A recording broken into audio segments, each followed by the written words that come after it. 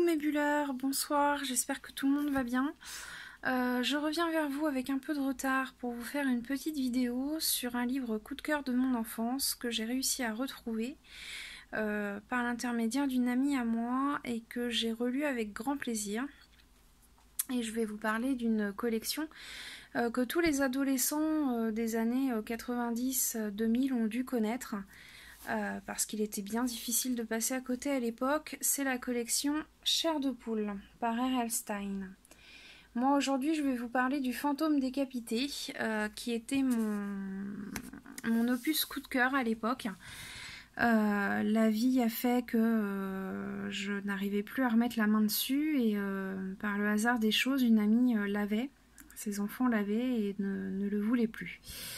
Voilà, donc ce livre, je l'ai récupéré, je l'ai lu, relu, re-relu, parce que je l'ai lu très souvent quand j'étais adolescente et je l'ai redécouvert avec beaucoup de plaisir. Aujourd'hui, c'est vraiment une lecture coup de cœur, une lecture nostalgique également, parce que ça réveille beaucoup de souvenirs de cette époque où je dévorais les chairs de poule à tour de bras. J'avais une collection assez conséquente dont je me suis séparée au fil du temps en grandissant.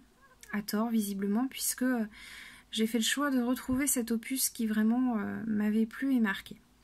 Dans cet opus, on découvre deux jeunes filles de 12 ans, Diane, la narratrice, et Stéphanie, qui sont voisines et amies, inséparables au point qu'on les appelle les jumelles de la terreur. Elles ont pour grande passion de se déguiser et de faire peur au voisinage. Donc elles font ça le soir, à la nuit tombée.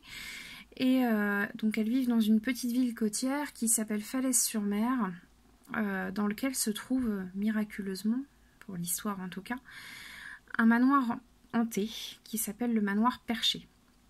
Elles ont suivi tout au long de leur vie régulièrement les visites faites par le guide Otto de ce manoir, et il se trouve qu'un jour elles rencontrent par hasard un jeune garçon qui leur confie pouvoir entrer dans le manoir la nuit tombée.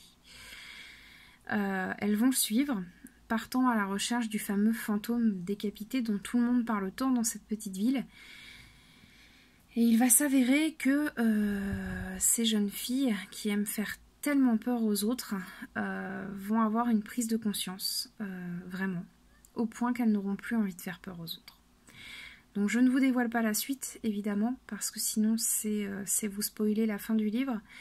Est-ce que vous avez lu des chairs de poule à un moment dans votre vie? Si oui, lesquels avez-vous retenu? Lesquels avez-vous les plus appréciés?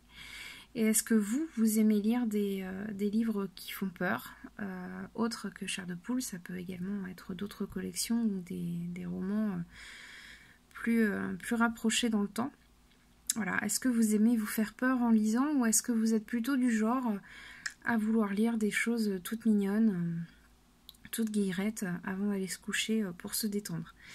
Voilà, bah écoutez, j'attends vos retours, je vous fais des gros bisous, j'espère en tout cas que cette courte vidéo vous aura plu, j'espère également que tous sur cette page vous portez bien, que tout le monde va bien, que tout se passe bien dans vos vies, et j'espère vous retrouver très très vite pour le résumé d'une toute autre lecture qui est en cours mais qui n'est pas terminée.